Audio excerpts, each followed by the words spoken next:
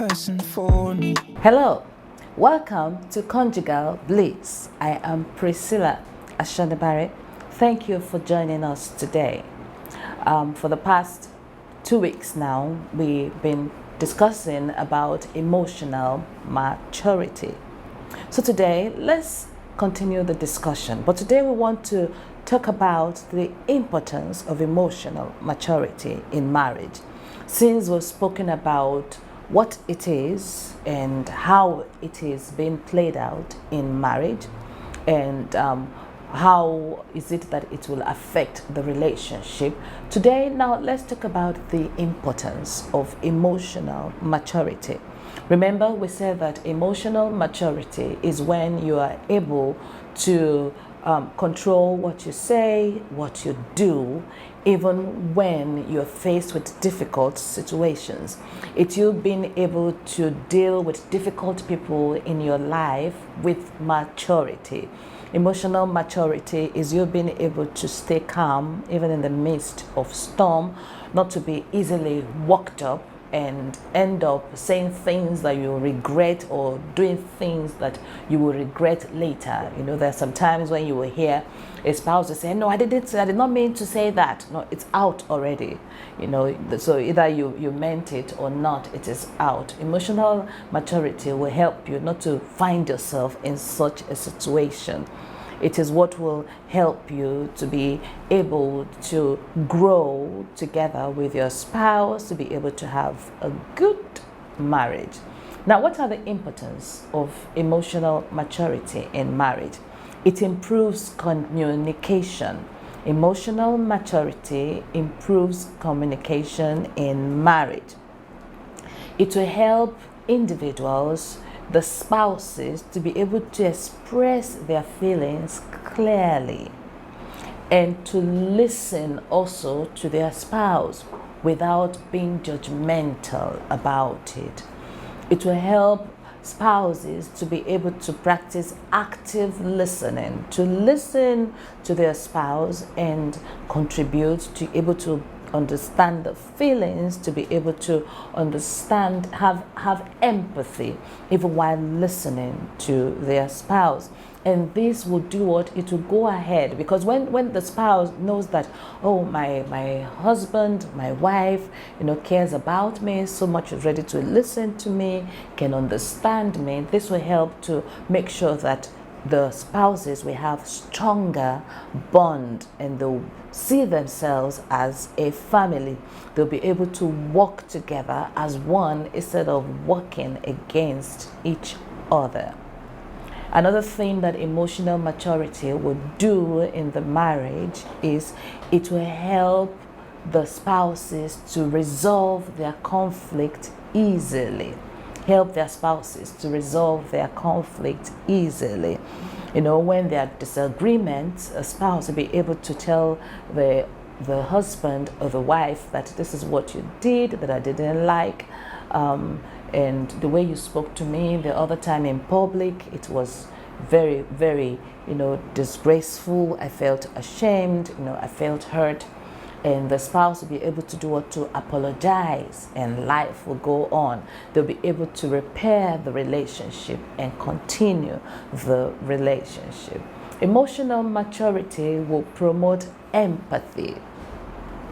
It will help the spouse to be able to try to see things from the perspective of his or her spouse. It will help the spouse to be able to put himself in the shoes of a spouse and say, if I say this, how will my spouse feel? If I do this, how will my spouse feel? Will I like my spouse to do this same thing I want to do to her? Or will I like my spouse, you know, to do things the way I am about to do it? Emotional maturity will help to build trust in the marriage. You know, when you have someone that you believe who loves you, understands you, and is trying to do everything to make sure you have a better life, is trying to do everything to help to make sure that you succeed in life, that would give time to listen to you. You know, it will also build trust. You'll be able to trust the spouse. You'll be able to trust your husband. You'll be able to trust your wife, because whatever they're doing, you know now that your husband, whatever he's doing it in your interest. Your wife, whatever she's doing it in your interest. It will create what I'm saying is emotional maturity will now create a safe environment where both of you will be able to be open with each other. You won't be saying something when you mean something else, or while the other is saying something, you'll be thinking something else and having thinking the person has a different intention for doing that. Emotional maturity will build trust in the marriage. Another importance of emotional maturity is it will strengthen resilience. You'll be able to overcome challenges of life together when you walk together. You know, the Bible said when two, they are better than one, because when one falls, the other can be able to lift him or her up. You'll be able to persevere, to face tough times and come out, stronger, and come out, better, and come out being able to overcome situations and circumstances. One which is 1,000 and two which is 10,000. That is what emotional maturity will help you to do. You will see each other as a team, prayer partners, facing the situation, headlong instead of fighting against the other. Emotional maturity will also promote personal growth, because each spouse will do what will encourage the other to, come on, you can do it, will support, will encourage, will motivate, inspire the other, will even challenge the other to be an achiever, not to be a mediocre, not to be average, will encourage the spouse to make sure that that spouse becomes somebody in life. That spouse is able to become successful in life, because the fact that the spouse is emotionally matured, he or she won't be intimidated by the success of his or her spouse, rather would celebrate the success of his or her spouse, and this will encourage the spouse to want to go and achieve more. Emotional maturity, as I'm saying, will help each spouse to help the other to be the best that they can be, to be the best husband, to be the best wife, to be the best at whatever they are doing. Emotional maturity will also increase long-term compatibility. Remember, marriage is for a lifetime. Once you said I do, you have to remain in the marriage until you breathe your last. And if you want to make it a very enjoyable ride, if you want to make it an enjoyable experience, emotional maturity will help you to be able to have that, because it will help you to do what? To become compatible. You will adapt, you will grow together, you will accept each other, you will adjust to each other. It will ensuring that your marriage will be able to withstand the test of time. That is what emotional maturity will do in your marriage. Remember, when we started to define and discuss emotional maturity, we said it is taking responsibilities for your actions. Who won't like to be in a relationship where the husband or the wife will be able to say, oh, I'm sorry, I was wrong. Oh, that was my mistake. Oh, I will never do it again. Oh, okay, what I did, I hurt you. Oh, I promise I will not say such a thing to you in public anymore. Of course, anyone will want to be in that kind of a relationship. So emotional maturity will help the spouses to see where they have done wrong, and they'll be ready to make amends. They will apologize, and they will do everything to repair the relationship. You will not see a spouse that is emotionally mature trying to pass the blame or give excuses for whatever he or she has done. That's another indirect way, of people trying to, shy away from their responsibility. They'll start giving excuses. Oh, it was because of this, it was because of that, instead of just saying, okay, I was wrong, I'm sorry, and to look for ways to repair the relationship and move forward. Another importance of emotional maturity is forgiveness. Because there are some times when the spouse will come and say, oh, I'm sorry. They will take responsibility for their actions. They would swallow their pride and come and say, I'm very sorry, I did this. Oh, I promise not to do it again. And the other spouse will say, not in this world. I will never forgive you. The reason marriages break, the reason marriages end up in divorce is when one party or both parties are not ready to forgive. Remember, to err is human, but to forgive is divine. And God said what? That forgive us our trespasses, our sins, as we forgive those who trespass or sinned against us. Emotional maturity will make you to be ready to say, okay, I forgive you. Let's continue with our lives. We'll be able to say, okay, I forgive you. Just don't do it again. And it is not when you say you've forgiven and as soon as any other thing happens, flashback.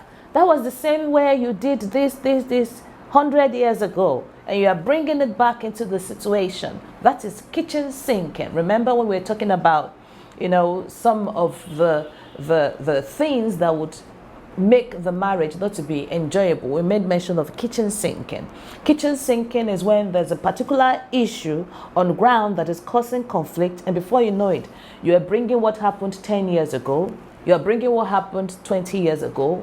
It's just like, after dinner, normally you'd clear the table into the sink in the kitchen. You put in the plate, you put in the spoon, you put in the knife, you put in the fork, you put in everything, even the pot, then you start washing. That's why we call it kitchen sinking, instead of forgiving. Now, how can you know when you are forgiving someone? You've truly forgiven someone when you can remember the hurt without feeling hurt. I repeat, you have been able to truly forgive a person when you can remember what they did that hurt you, but when you remember it, you do not feel hurt anymore. But if here you are, oh, I forgive you, and anytime you remember what the person did, you still get angry, then you've not forgiven. You've not forgiven at all. In a marriage, emotional maturity will help you to forgive your spouse. Because for as long as you're in this flesh and blood, I'm saying it, you will still offend each other. Because, there's no how you always be seeing things in the same way. As I said the other time, lots of differences, male and female. You grew up in different backgrounds. You grew up in different backgrounds from different families, maybe different tribes. Even maybe the race is different, even from different, nations. And here you are married. Even if you're from the same village, still different. You are married. Of course, there will be times when you won't see eye to eye, and you might end up, hurting each other along the line. Emotional maturity will help you to do what? Forgive when somebody comes to apologize to you. You don't even wait for them to apologize. Sometimes, Jesus said, if you're on the altar, you want to offer, a sacrifice, and you remembered, somebody did something that I didn't like. Not that you did something. No, somebody did something. You should go and apologize to the person. So forgiveness shouldn't be, until that person apologizes. Either your spouse apologizes or not, better forgive. Forgive so that you can continue to live, in harmony, so that the devil will not take that opportunity to come into your marriage and destroy it. Before you know it, the damage will have been too serious, too bad, and it will take lots of resources and time to repair the damage. Emotional maturity promotes forgiveness in the marriage.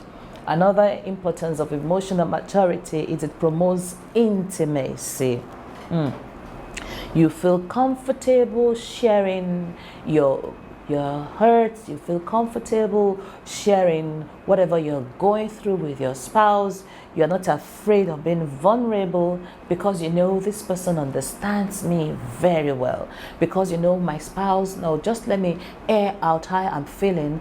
My spouse will be there, will not criticize me. Nobody wants to feel as if, you know, he or she is constantly on a scale to be weighed. No.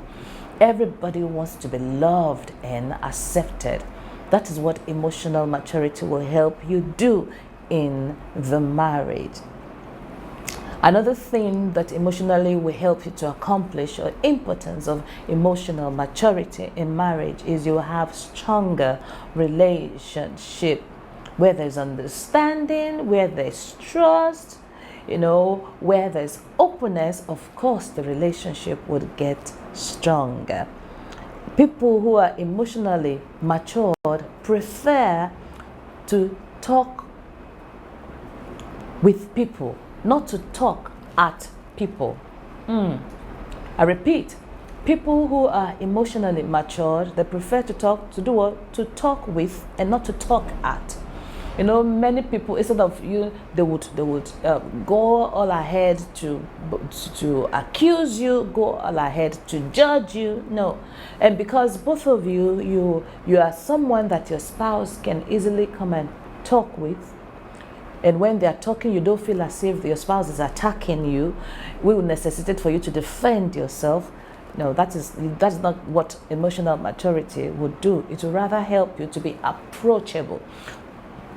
Do you know that there are some spouses that are not approachable? You know, the husband wants to share something with the wife and is afraid, does not know how to put it. That means the wife is not approachable, or it is the wife that wants to share, wants to tell the husband something and she's afraid of saying it. Then the husband is not approachable. Emotional maturity is what will make you to be approachable to your spouse, not only to your spouse, to people around you. Emotional maturity will also help you to be able to, you know, have a balance in the way that you express yourself to your spouse. You can be able to say, okay, I'm angry, this is how I'm going to say it. It will help you to rehearse, it will help you to even project, or to know what will be the outcome. And when you know that the outcome is not going to be a palatable one, to help you to be able to adjust to it. Now let's try and look at some scenarios that might put your emotional maturity to test. Maybe you can be able to, you know, assess yourself. For example, if you have an argument with your spouse, and all of a sudden your spouse now said, okay, I'm not going to talk to you anymore. Do you also say, no, I'm going to talk to you anymore? You walk away, and for 2 or 3 days you're still holding grudge. Then you're not emotionally matured. Or when your spouse refuses to be intimate with you, you say, you're denying me. Okay, no problem. There are so many women outside there who will want to have me. You know, you're threatening to cheat on your spouse. You're threatening to go out there and to do what? You shouldn't even, that thought shouldn't even cross your mind. Talk less of you trying to use it to threaten your spouse. It just exposes the fact that you're not emotionally matured, meaning that when you find yourself in situations where all you can think about is how to revenge, then you are not emotionally matured. You can't say you are emotionally matured, and when situation happens, all you want to do is to hit back at your spouse, to hit back at your husband, to do something that will also hurt him or her, so that he or she can know how you feel that you are also hurting.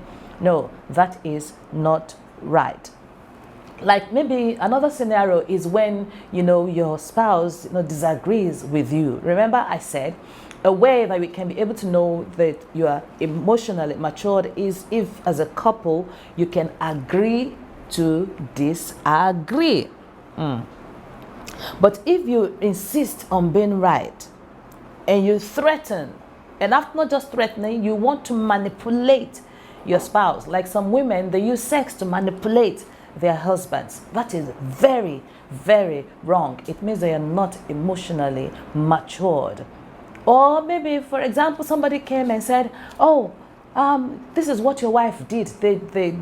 And before you know it, as soon as you see your wife or you see your husband, you've already, you know, judge them to be guilty of whatever that person has said, then you're not emotionally matured. At least you should hear your spouse out. You should hear your husband out.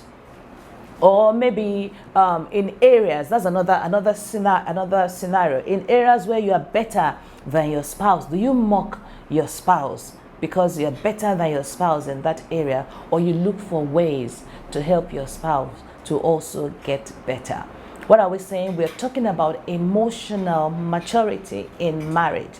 If you're quick to get angry, if you don't apologize easily, if you act before thinking, and if you talk before thinking, you feel entitled to everything in the relationship, you do things to get back at your spouse, you revenge, or you threaten to throw out your spouse, or you threaten to quit the relationship, then you are not emotionally matured. A person that is emotionally matured will tolerate the spouse and will look for ways to make sure they do not hurt the spouse. They won't be aggressive in their way of letting the spouse know, you've hurt me. Yes, they can be assertive, but they will be constructive in the way they do it. They will have empathy. They will put themselves in the shoes of their spouse to try to see things from the perspective of their spouse. They won't keep grudges for days. They will look for ways to settle and resolve the conflict. They are the kind of people that will be ready to apologize, and they'll be ready to forgive as well. They won't feel, no, I'm better than you, because maybe I'm more educated than you, or because I'm the breadwinner, and they would like to make the other person to feel as if he or she is useless and is contributing nothing into the relationship. They won't be selfish as well. A spouse that is emotionally matured will not want to always have his or her way, would not always want to prove that he or she or that their own way is the only right way of doing things, but rather will look for ways to communicate the situation to their spouse so that their spouse can be on the same page with them. Won't be selfish, won't be self-centered, won't be given to ego, won't be full of pride. No, a spouse that is emotionally matured would think like Jesus, will act like Jesus, will look for ways to make the marriage to be enjoyable, will have good sense of humor, would try to even get to, enjoy the hobby of his or her spouse. Even if you don't like it, just, try to enjoy it with them. Sit there. If your husband likes soccer and he's watching, sit there, even if you don't like it. If your wife likes listening to music, once in a while, tell her to play the music. Try to, emotionally matured spouse will look for ways to put their spouses ahead of them, will prefer one another. That is one of the characteristics of love. Doesn't always want to have its own way. It's not all about me. No, there's this cognitive pluralism, as we psychologists call it, that will come into play. We'll always think of us, we, ours, and not me, mine, and I. A spouse that is emotionally matured will do all this in order to make sure that the home, the marriage, is an enjoyable and satisfying one.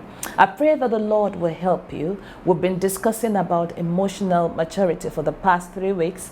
Don't just listen to it. Please put it into practice. And I believe as you do, the Lord will help you so that your home will be a heaven on earth. Till we come your way again next week, same time on this channel.